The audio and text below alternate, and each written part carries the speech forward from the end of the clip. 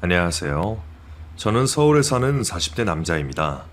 지금 시간이 새벽 4시가 넘어가는 시간인데요.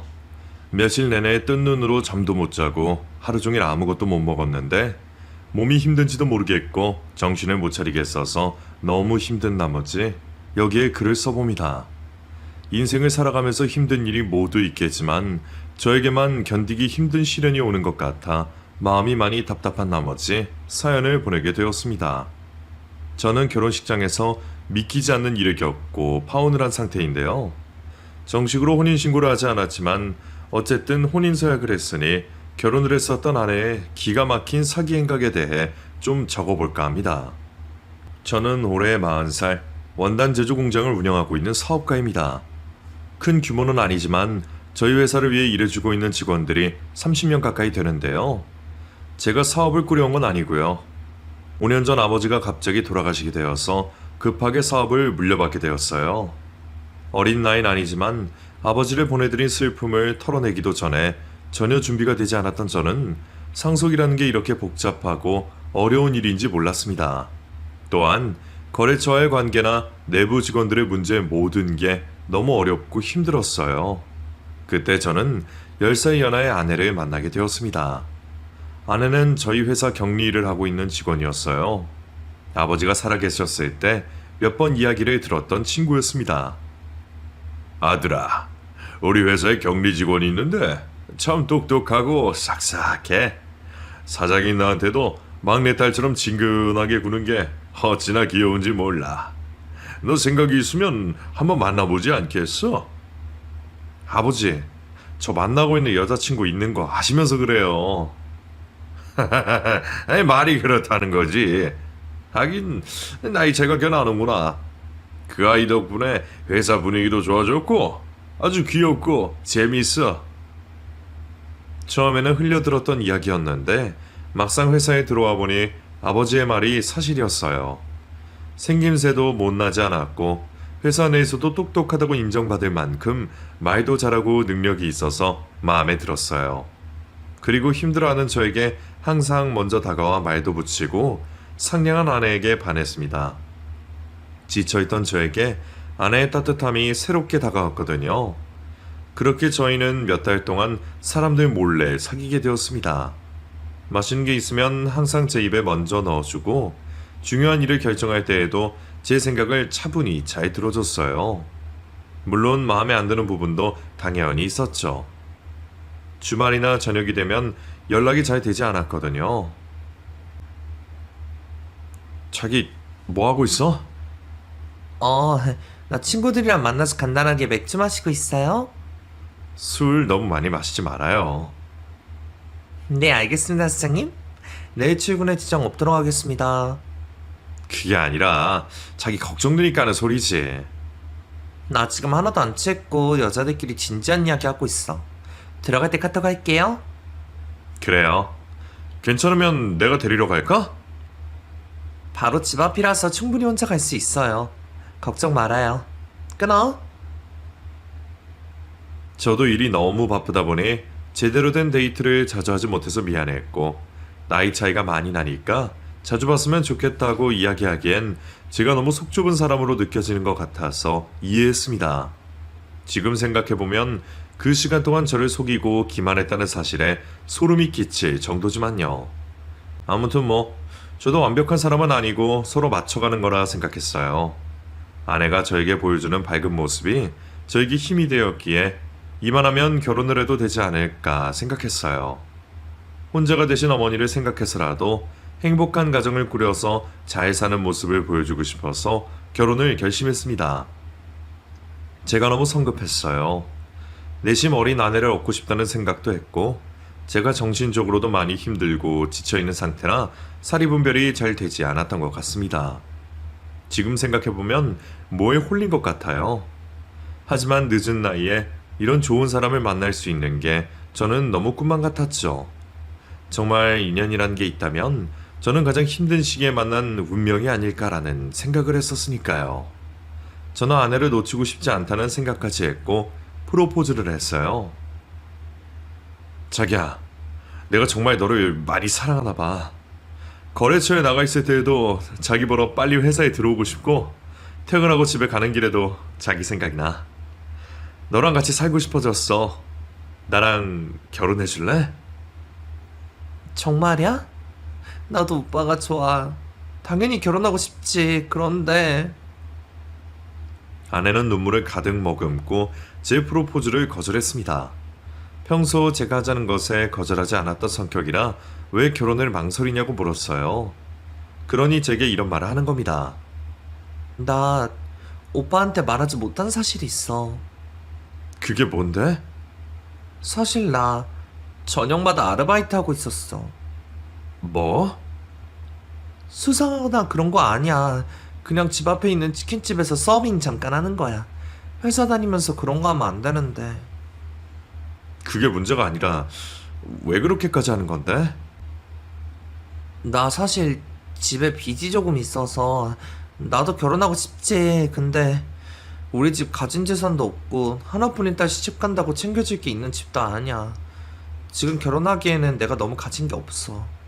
그래서 취직도 일찍 한 거고, 부모님 사이도 안 좋으신 데다가 아빠가 사고를 좀 치고 다니셔서 생활비를 좀 보태드리고 있어. 미리 말하지 못해서 미안해요.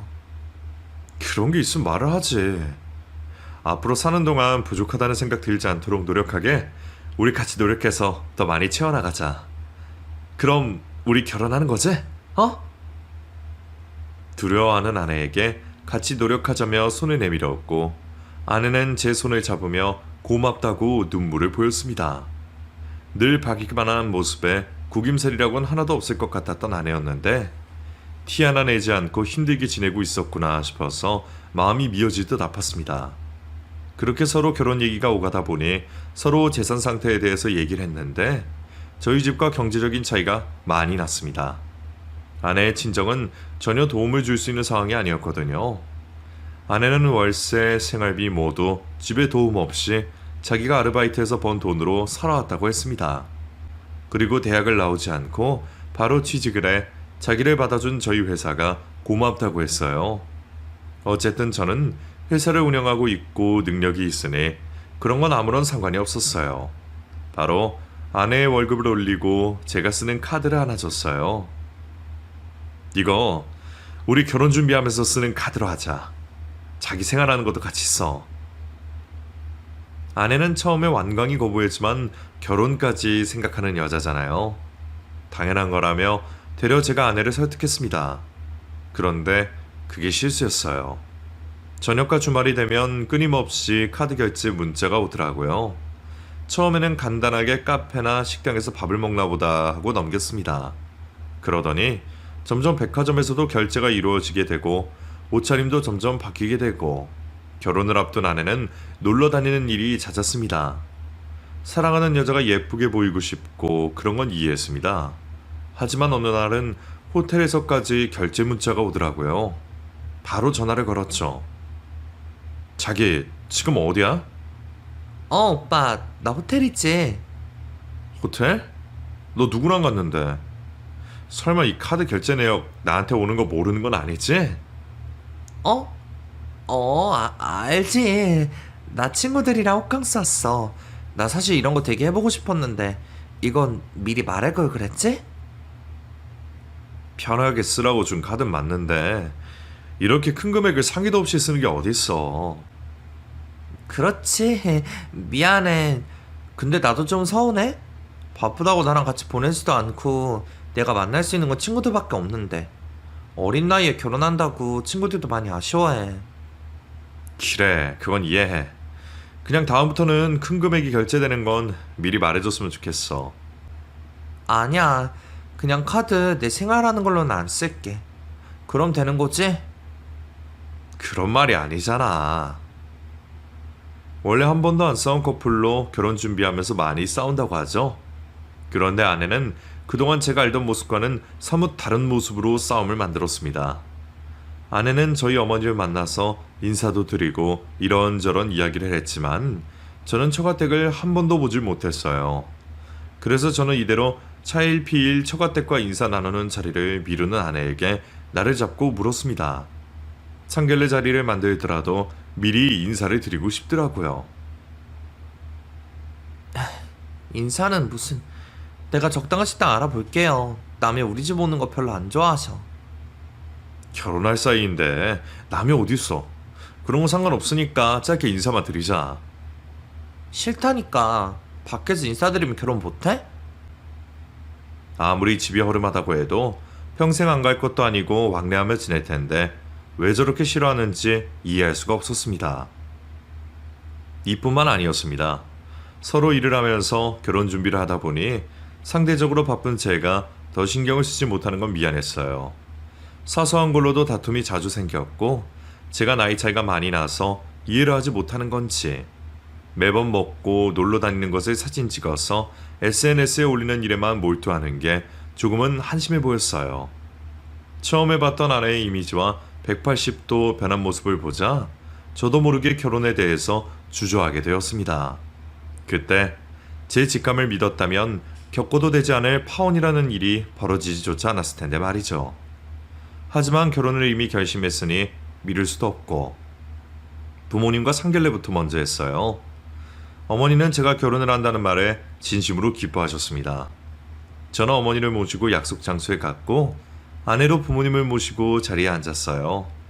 두 분이 사이가 안 좋으시다고 해서 내심 걱정했는데 분위기는 화기애애했습니다. 두 분의 관계가 약간 대면대면해 보이는 게 조금 이상했어요. 우리 예비 며느리 이렇게 보니까 더 예쁘고 곱다. 하나밖에 없는 딸, 어린 나이에 결혼을 승낙해 주셔서 정말 감사합니다. 사실은 저희가 가진 게 정말 너무 없어서 도움을 줄 수 있는 게 없어요. 사돈 어른께 송구스럽습니다. 다행히 저희도 여유가 많이 되고 기특하게도 저희 아들 일을 많이 도와주고 있다고 하니 저희가 복덩이를 얻었어요. 결혼 비용이나 이런 건 부담을 다 할 테니 전혀 걱정하지 마시고 아이들 잘 살도록 합시다. 그리고 아가야, 혹시 결혼 준비하다가 부족한 게 있으면 나한테 편하게 말해. 결혼식은 심과 행복해야지. 어머님 감사합니다. 저는 소박한 결혼식도 좋아요. 이렇게 좋은 시댁이 생각하면 너무 설레고 기뻐요. 상견례는 정말 빠르게 끝났어요. 아마 1시간도 되지 않았던 것 같습니다. 저희 어머니께서는 아내의 형편이 좋지 않다는 걸 알고 계셨고 혹시나 돈 때문에 하고 싶은 걸 못하게 될 때가 미리 배려해주며 말씀하셨습니다. 아내의 부모님은 두 분 다 알 수가 없으시고 그날 나오는 음식에 대해서만 이야기하고 부모님 모두 아내에 대해서 잘 모르는 눈치였습니다. 대화를 하던 중 아내 이야기를 하게 되었어요. 우리 딸이 일하면서 지낸다고 많이 바쁘다고 하는 것 같다니 언제 이렇게 의사 사이를 데려왔어? 저는 의아한 표정을 지었고 아내는 당황한 목소리로 수습했어요. 엄마, 내가 의사가 아니라 회사라고 했잖아. 회사 사장님이라고 하는 걸 잘 못 들었구나. 두 사람은 당황한 표정으로 맞장구를 쳤고 저는 단순히 헷갈릴 수도 있겠구나 이렇게 생각했어요. 식사 자리의 분위기는 아내가 계속 주도하고 아내 혼자 이야기를 하면 부모님께서는 맞장구만 치는 형식으로요. 아내가 그렇게 미인인 편은 아닌데 아내를 닮았다기엔 두 분 모두 분위기도 많이 달랐고요. 세상 모든 자식들이 부모와 쏙 빼닮은 건 아니니까 대수롭지 않게 넘겼습니다. 정신없던 상견례가 끝나고 오는 길에 아내에게 물었어요. 부모님 사이는 조금 좋아지신 거야?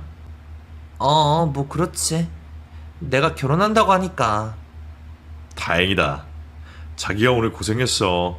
두 분 다 말씀도 없으셔서 혼자 떠들고 이야기하느라. 아니야. 원래 내가 분위기 메이커잖아. 그런데 오빠, 우리 결혼식 조금 미루는 건 어때? 갑자기 왜 그런 생각을 해? 아니, 그냥 조금 무서워. 이렇게 갑자기 모든 일이 벌어지는 게. 우리가 짧은 기간이지만 그래도 매일매일 봤잖아. 다른 사람들보다 서로를 더 잘 알고. 걱정하지 마. 내가 많이 잘해줄게. 나도 이게 맞는지 모르겠다. 좀 피곤하다. 오늘 나 먼저 집으로 들어갈게. 그렇게 상견례까지 마치고 나서 본격적으로 결혼 준비 시작했습니다. 그때는 코로나 때문에 결혼식을 올리는 사람들이 많이 없어서 날짜도 가장 빠르게 준비가 되더라고요. 신혼집은 아버지가 예전부터 내 명의로 하나 마련해 주셔서 정말 결혼식만 올리면 모든 게 준비가 되는 상황이었죠. 그런데 어느 날은 어머니가 심각한 목소리로 저에게 물으셨습니다. 너 내일 시간 좀 있어? 내일? 딱히 일은 없는데 왜? 그럼 내일 엄마랑 어디 좀 다녀오자. 그렇다고 이모랑 가자니 거기서 혹시나 안 좋은 소리 할까봐 그것도 좀 걱정되고. 왜? 어딜 간대 그래? 그냥 운전해서 모셔다 드리면 되는 거죠? 그래. 어딜 가는지 말을 해줘야죠. 사실은 너랑 너 결혼할 나이 궁합 좀 볼까 해서 말이야. 궁합? 엄마 그런 걸 언제부터 믿었어요? 그런 거 하나도 안 맞는데. 그냥 재미로 보는 거야. 너가 이렇게 급하게 결혼을 한다고 하는데 엄마 마음도 안 좋기도 하고 너희 아버지랑 상의할 수 있다면야 그러고 싶은데 엄마도 뭔가 얘기를 들으면 마음이 편해질 것 같았어. 아니 재미로 봤다가 둘이 헤어지라고 하면 어떡할 건데요? 엄마, 우리 이제 정말 식만 올리면 되는 거고 어린 친구긴 하지만 똑똑하고 좋은 친구예요. 결혼 얘기까지 부모님께 한마당에 갑자기 이러시면 내가 뭐가 돼? 어머니를 잘 타일러서 말렸지만 어머니의 생각은 확고해 보였습니다. 이제 와서 상대를 못 믿는 것 같은 행동 같아서 찝찝하긴 했지만 결국 어머니와 함께 궁합을 보러 갔어요. 제가 생각했던 이미지의 일반 무속인이 아니라 사주와 궁합을 봐주는 철학관이더라고요. 이야기를 듣다 보니 나름 말도 조리 있게 잘하고 그래서 저도 귀가 솔깃한 채 듣고 있었어요. 저희 아들이 결혼을 할 여자아이를 데리고 왔는데 나이 차이도 좀 많이 나고 결혼을 좀 빠르게 하게 되었어요. 둘이 잘 살 수 있을지 걱정이 되네요. 잠시만요. 제가 한번 보겠습니다. 각자 생년월일을 듣고 철학관 원장님이 진지하게 노트에 뭔가를 적으면서 확인하더라고요. 잠시 후 노트를 보며 설명을 하기 시작했습니다. 아드님이 그냥 일반 직장인은 아닌가 봅니다. 네, 원래 직장에 다녔는데 애 아빠가 몇 년 전에 갑자기 떠났어. 사업을 이어서 하고 있어요. 근데 뭔가 안 좋은 게 있나요? 사람을 잘 만나야 기운이 상승하는 팔자인데 많은 사람들이 모이는 만큼 그만큼 안 좋은 사람도 만나게 되기 마련이죠. 아드님이 참고 희생을 많이 하는 팔자예요. 네, 그래서 요즘 많이 힘들어하고 있어요. 이 여자분은 사주가 참 이상하게 나오네요. 네? 사주가 이상하게 나오다뇨? 그건 무슨 말씀이세요? 그런 것 같이 세부적으로 말씀드리는 건 그렇고 그냥 신경 안 쓰셔도 되겠습니다. 둘이 결혼을 못해요. 너무 충격적인 이야기에 가만히 듣고 있던 제가 화들짝 놀라 철학관 원장님께 되물었습니다. 네? 결혼을 못하다뇨? 여자분이 참 밝고 좋은 기질을 가졌는데 그 집안 사람이 될 팔자가 아니에요. 지금 집도 다 구해져 있고 상가리도 마쳤는데 그게 무슨 소리세요? 좋은 일 앞둔 사람한테? 우선 하시는 건 진행하세요. 그런데 사람을 잘 보셔야 합니다. 아드님의 기질이 순하고 약해서 뭐에 하나 빠지면 절대 헤어나지 못하는 그런 사람입니다. 억지로 떼어나면 일이 더 커질 거고 하지만 신중하게 생각하세요. 너무 자신만만한 표정으로 말하는 원장님께 더 이상 대묻지도 못한 채 어머니와 저는 그곳을 나왔습니다. 저게 진짜인지 모르겠다. 어머니 말로는 엄청 유명한 곳이라고 했다면서요. 그러게 이런 궁합 같은 거 함부로 보는 거 아니라니까. 엄마, 내가 보기엔 그냥 돈만 날린 거야. 그래. 그래도 엄마는 자꾸 마음이 쓰여. 결혼식 조금 밀어보는 건 안 되겠어?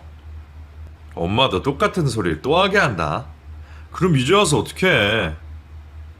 걱정이 많은 어머니셨기에 마음 푹 놓고 기다리라고 안심을 시켜드렸습니다. 결국 나중에는 어머니도 자포자기한 마음으로 그저 잘 살라는 말만 하셨고요. 그렇게 몇 달 뒤 결혼식을 올리게 되었습니다. 아내도 그동안 꼼꼼하게 웨딩 플래너와 상의하며 결혼식 준비를 했고요. 그런데 그날 결혼식장이 발칵 뒤집어질 줄을 누가 감히 상상이나 했을까요? 저는 지금까지 살면서 이렇게 충격적인 일은 처음 겪어본 것 같습니다. 아침 일찍 머리 손질과 메이크업을 받기 위해 미용실로 갔어요. 신랑 신부가 같이 받는 게 맞지만 어머니를 혼자 두는 게 마음이 쓰여서 저는 어머니와 함께 했고요. 머리를 손질하고 메이크업을 받는 엄마 얼굴에 눈물이 그렁그렁했어요. 아무래도 나는 그 철학관 원장 말이 자꾸 마음이 쓰여. 오늘 같은 날 그렇게 눈물 흘리고 있으면 어떡해. 걱정하지 마세요. 아침부터 어머니의 눈물을 보자 저도 마음이 너무 찝찝했어요. 철학관 원장의 단호한 말도 자꾸 생각이 났고요. 그렇게 잠시 뒤 저희는 예식장에 도착해서 손님들을 맞이하고 있었습니다. 아내의 부모님과도 인사를 나누었어요. 그런데 조금 이상한 점이 있었습니다. 어머님의 모습은 그대로인데 아버님의 모습이 조금 달라진 느낌이랄까요? 지난번에는 말수가 없으셨는데 오자마자 반갑게 악수를 하시면서 지나치게 활달한 모습을 보여주시더라고요. 사돈어른, 먼 길 오시느라 수고하셨습니다. 먼 길은요, 같은 서울인데. 아, 그러셨나요? 그랬었죠? 저희가 올라왔다는 걸 그렇게 말씀드렸습니다. 아니, 사돈댁은 하남에 사신다고 하지 않으셨나요? 아, 네, 맞아요. 하남도 서울이랑 거리가 꽤 되지 않습니까? 그렇게 어색하게 서로 인사를 나누고 저는 정신없이 손님을 맞이했습니다. 아내의 친구나 친척들은 거의 없었고 거의 저희 집 사람들만 온 것 같아 보였습니다. 그렇게 결혼식을 올리기 위해 아내와 만났습니다. 결혼식 날이다 보니 많이 긴장을 한 것 같아 보였어요. 표정이 많이 얼어있더라고요. 어딘지 모르게 넋이 나간 것 같은 그런 모습으로요. 어딘지 모르게 조금 다른 사람처럼 보였다고 해야 할까요? 신랑 입장을 하고 아내가 아버지와 함께 입장을 했습니다. 다들 환원성을 지르며 예쁘다고 박수를 쳤고요. 줄에는 대학 교수로 재직 중이신 돌아가신 아버지의 가장 절친한 친구분이 해주셨습니다. 혼인 서약을 하겠습니다. 먼저 신랑에게 묻겠습니다. 아내를 어떠한 경우에도 항상 사랑하고 존중하며 어른을 공경하는 마음을 가지며 진실한 남편으로서의 도리를 다해 행복한 가정을 이룰 것을 맹세합니까? 네. 그럼 신부에게 묻겠습니다. 아내는 항상 서로를 존중하고 사랑하며 언제나 현명하고 지혜로운 아내로 변함없이 신랑을 사랑할 것을 맹세합니까? 한 글자 한 글자 정성 들여 낭독한 교수님이 아내를 바라보자 아내는 넋이 반쯤 나간 사람처럼 허공만 응시하고 있었어요. 그 바람에 교수님뿐만 아니라 하객들도 다 놀란 채 웅성거리기 시작했습니다. 오늘 신부가 결혼식이 처음이다 보니 긴장을 많이 한 것 같습니다. 모두가 결혼은 다 처음이지요. 그럼 다시 한번 묻겠습니다. 신부는 맹세합니까? 네. 아내는 떨리는 목소리로 대답을 했고 그렇게 결혼식은 마무리되는 듯 했습니다. 아내의 친구라고 했던 남자가 축가를 불렀고 밝은 음악과 분위기로 식장을 주도했어요. 그런데 벼랑간 아내가 눈물을 뚝뚝 흘리기 시작했습니다. 큰 음악 소리에 묻혀서 소리는 잘 들리지 않았지만 식장 곳곳이 술렁이기 시작했어요. 어떡해, 신부가 엄청 슬픈가 봐. 그런데 이 타이밍에 갑자기 눈물을 흘려? 아내는 한번 눈물이 터지자 멈추지 않는 듯 보였고 저는 옆에서 아내를 잘 다독여줬어요. 축가를 부르던 친구도 노래를 마치고 신부를 한번 쓱 안아주더라고요. 그렇게 무사히 행진을 마치고 사진 촬영까지 마치자 피로 연장을 돌기 위해 우리 두 사람은 옷을 갈아입고 지쳐있는 상태로 마주했어요. 자기야, 아침부터 힘들었지? 이제 긴장 풀어도 돼. 오빠. 나 무서워. 무섭긴 뭐가 무서워. 다 괜찮다니까. 우리 인사만 얼른 드리고 부모님들이랑 밥 먹자. 어? 그렇게 피로 연장으로 향하는데 갑자기 어떤 여자가 와서 저를 붙잡았어요. 저기요, 신랑분 맞으시죠? 네? 그런데요. 누구시죠? 이건 꼭 아셔야 될 것 같아서 미리 말씀드려요. 잠깐 밖에 나가서 이야기 좀 할까요? 대체 무슨 일이신데요? 결론부터 미리 말씀드릴게요. 이 결혼 없던 걸로 하세요. 미치셨어요? 지금 결혼식 이미 다 끝났는데 대체 누구신데요? 아내분, 남자친구가 있어요. 아까 축가 부른 사람이 있죠? 그 사람이 남자친구예요. 제가 알아요. 저는 그 남자 와이프고요. 그 두 사람 몇 달 전부터 만나고 있어요. 이미 헤어졌다고 해서 그냥 넘어갔는데 수상해서 따라와봤더니 어이가 없어서. 그 여자 입에서 놀랄만한 말들이 계속 터져나오고 있었습니다. 머리가 차갑게 식고 가슴이 진정이 되지 않더군요.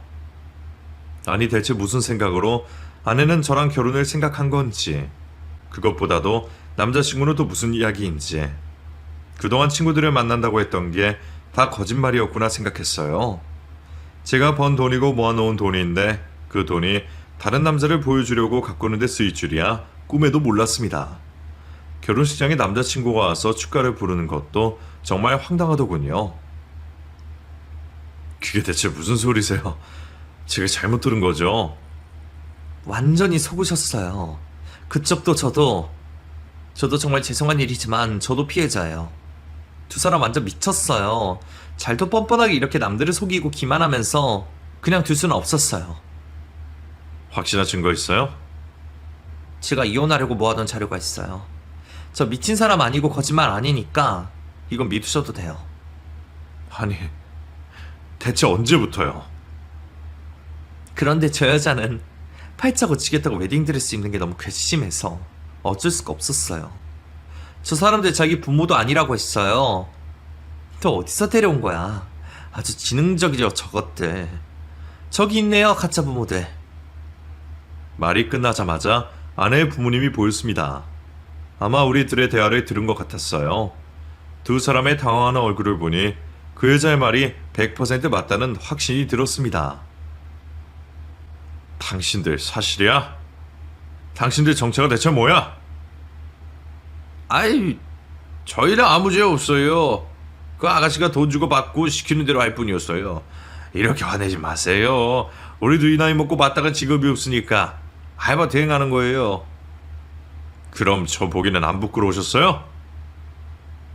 아이, 근데 우리도 사기꾼인 건 몰랐어. 우리도 양심들이 있는 사람들이라고요. 알바면서 뻔뻔하게 진짜 부모님처럼 행동을 한 게 양심 있는 사람들이라고요?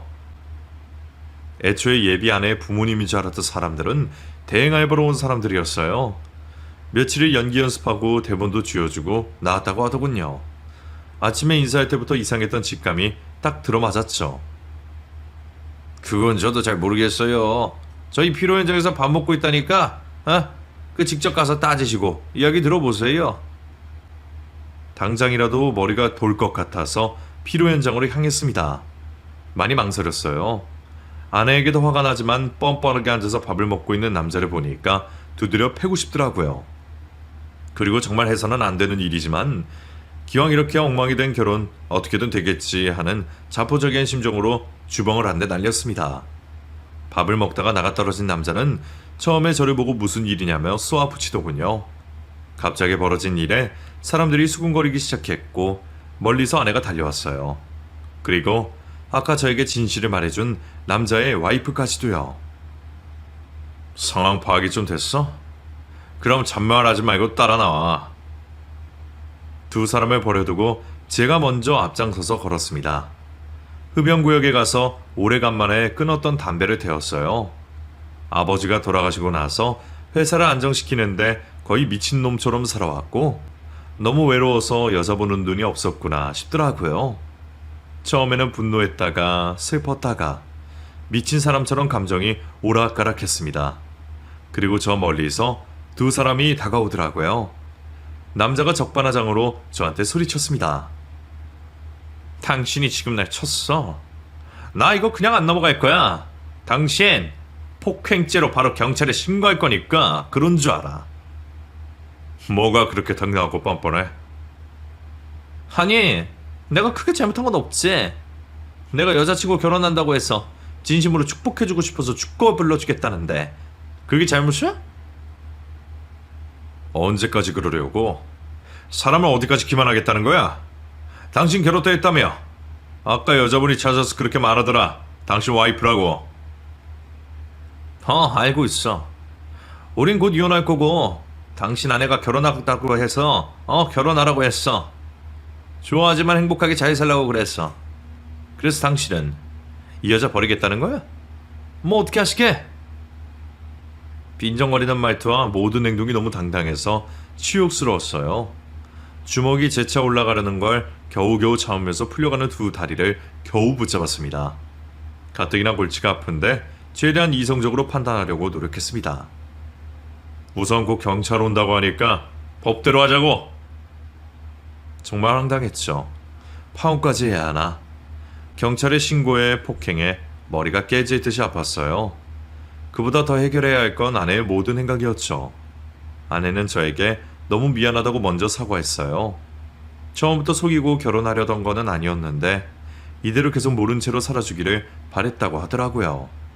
아까 그 남자랑은 더 이상 아무런 사이도 아니고 진짜가 정리가 됐다고 맹세한다면서요. 그러자 저는 그 남자를 쳐다봤어요. 아무 말 안 하는 게 맞는 모양이었고요. 아무리 생각해봐도 정신이 반쯤 나간 게 아닌가 하는 생각마저 들었습니다. 도대체 왜 그랬어? 내가 호구로 보였어? 이게 대체 뭐하는 짓이야? 언제까지 속이려고 했어? 그래서 결혼하기 무섭다고 한 거야? 그래, 나도 이게 뭐 하는 짓인지 모르겠어. 정신이 어떻게 됐나 봐. 나도 처음에 이러면 안 된다고 생각했어. 그런데 자기는 나랑 대화도 안 맞고 같이 여행도 제대로 안 가봤는데 결혼하자고 하니까 처음엔 혹했지. 그런데 내가 이 남자 만나고 무슨 생각이 든 줄 알아? 이게 사람 사는 거구나 싶었어. 나도 모르게 자꾸 웃음이 나고 예쁘게 꾸미고 싶고. 자기는 나를 쳐다도 안 보잖아. 어린 여자랑 결혼만 하려는 사람 같고. 다른 남자한테 행복한 감정 느낀 게 그렇게 나빠? 헤어졌잖아. 결혼하자고 해서 결혼도 했잖아. 너 대체 뭐야? 부모님도 이 사실 아셔? 그 사람들 부모님 아니야. 뭐? 자기가 계속 결혼하자고는 하는데 나도 무섭고 상황이 어떻게 돌아가는지도 모르겠어서 거짓말한 거야. 부모님은 아르바이트 서서 한 거고. 그래서 하객도 얼마 없어. 친한 친구들은 안 불렀어. 내가 거짓말한 걸 알게 되면 다들 실망할 테니까. 그래서 부모님 댁 가져가면 정색을 했구나. 아예 네 부모가 아니었으니까 집도 있을 리가 없었겠지. 내가 실망하게 한 건 어떻게 할 건데? 어떻게 그렇게 큰 거짓말을 할 수가 있어? 돈 없다고 한 것도 다 거짓말이었다는 거야? 내가 돈이 많이 보여서? 처음부터 내가 속인 게 아니었잖아. 처음에는 나도 혹했어. 결혼하자고 하니까. 그런데 싫었어. 내 나이가 너무 젊고 자기가 잘해주는 건 좋은데 사랑한다는 느낌이 안 들었어. 결혼식 준비도 하나부터 열까지 내가 다 준비했잖아, 알지? 나도 사람이고 여자야. 거짓말한 건 정말 미안한데 나도 이럴 생각은 없었어. 너 정말 뻔뻔하다. 그래서 나랑 파혼할 거야? 나는 이 결혼이 처음부터 싫었어. 너무 무서워. 모든 잘못은 너한테 있는 거 알고는 있지. 기다려. 분명히 말해두지만 가만히 있진 않을 거야. 파혼에 대한 책임을 지고 예식장부터 이런저런 정신적 피해 보상까지 법적으로 조치할 생각이니 그런 줄 알고 있어. 두 사람 다 내 눈앞에서 사라졌으면 좋겠어. 그렇게 두 사람과 대면을 마치고 주변을 정리했습니다. 하객들이 다 빠져나가고 모든 정리를 제가 도맡아 했습니다. 아내가 사라진 걸 다들 이상하게 생각했지만 정상까지 마무리하고요. 아들, 세아가는 어디 있고? 엄마. 정말 그 얘기가 맞았나 봐요. 어머니의 얼굴을 보자 마음이 모두 무너지는 것 같았습니다. 어머니 품에 안겨서 그렇게 엉엉 울어본 적은 어릴 때 이후로 처음이었어요. 아들, 무슨 일인데 그렇게 울어?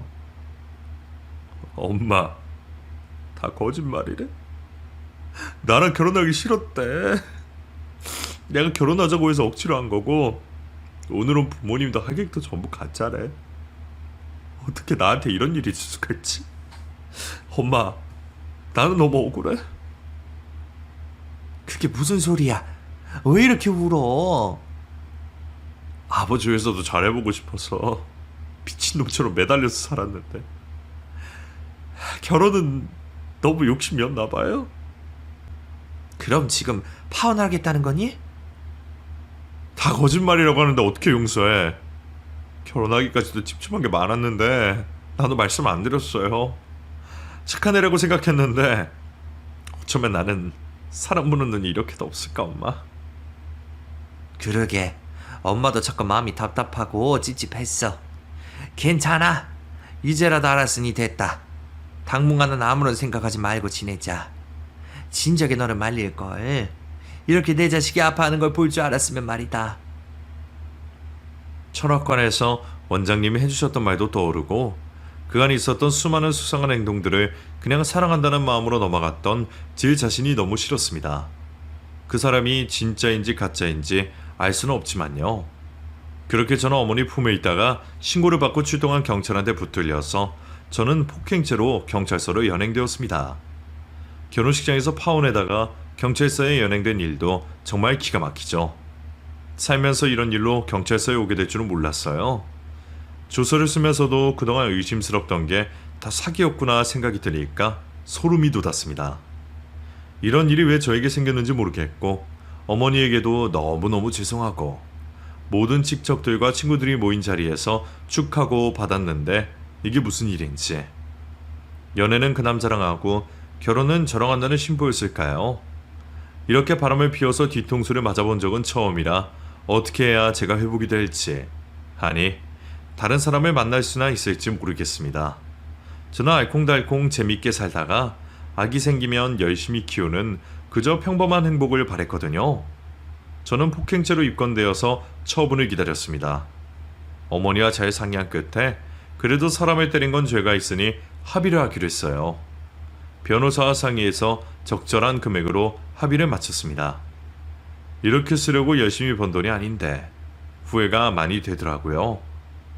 그리고 아내의 일은 며칠간 정말 너무 화가 나서 잠이 안 오더라고요. 현모양처감이라고 생각했던 여자가 사기꾼이었을 거라고 누가 상상이나 했을까요?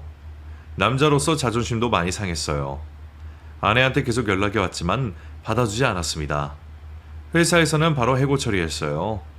그 문제로 며칠간 만나서 얘기하자고 했고 저는 그냥 여기서 정리하자고 했는데 확실하게 제 마음을 이야기해줘야 할 것 같아서 만났어요. 정말 어이가 없는 게 모든 일을 없었던 일로 하자고 다시 잘해보면 어떻겠냐고 하더라고요. 저는 이성을 잃고 사람들 많은 카페에서 소리 지르며 말했습니다. 미안해. 진짜 미안해. 한 번만 용서해줘. 우리 다시 합치자. 어? 내가 정말 잘못했어. 나는 그렇게 거짓말을 한 것도 놀랐지만 그렇게 태연하게 행동해왔던 모든 시간들에 더 놀랐어. 우리가 무슨 믿음이 있겠어? 법적으로 책임지라는 말이 무서워서 그런 거면 안 할게. 그냥 나도 없었던 일로 할 테니까 조용히 잘 살길 바란다. 저희 태도가 단호하니까 아내는 울면서 자기가 어떻게 하면 되냐고 하길래 그냥 헤어지면 된다고 말하고 일어나서 나왔습니다. 아내가 계속 붙잡았지만 더 이상 할 말도 없다 말하고 나왔어요. 그 뒤로 일주일 정도 문자가 왔는데 답장도 안 했습니다. 그 뒤로는 연락도 없었고요. 어느 순간 저도 전혀 미련도 남지 않고 아니 그 여자에 대한 마음이 이렇게 확 돌아설 수 있다는 것이 신기할 정도더라고요. 결국 파혼을 하게 되었으니 속이 다 후련합니다. 사람을 잘 알아보지 못하고 100년 가약을 맺을 뻔했으니 아찔하기도 하고요. 너무 분하지만 저한테 아무것도 남은 게 없는 느낌이라 극단적인 생각도 문득문득했습니다. 하지만 정말 옛날 조상님들이 하시는 말처럼 살아는 죄를 짓고 살면 발 뻗고 못 잔다는 말을 하잖아요.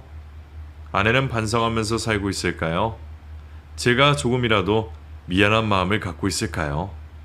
아니면 또 다른 남자를 만나 행복을 찾고 있을까요? 정말 알 수 없는 노릇입니다. 어떻게 하면 좋을까요? 라는 의견을 구하기보단 제가 가진 답답한 마음을 익명의 공간이란 걸 활용해서 조금 풀어내고 위로라도 얻고 싶은 마음에 지난 일을 쭉 써내려갔습니다. 혹시 제 이야기가 퍼지고 퍼져서 귀에 들어간다면 부끄러움이라는 걸 알았으면 좋겠어요. 다른 분들도 제 이야기를 다 들으셨다면 돌다리도 두드려보고 건넌다는 심정으로 모든 것을 차근차근 알아보고 준비하시길 바랍니다. 지금까지 제 사연 들어주셔서 감사합니다. 건강하시고 하루하루 여러분들의 가정에 출복만 가득하시길 바랍니다.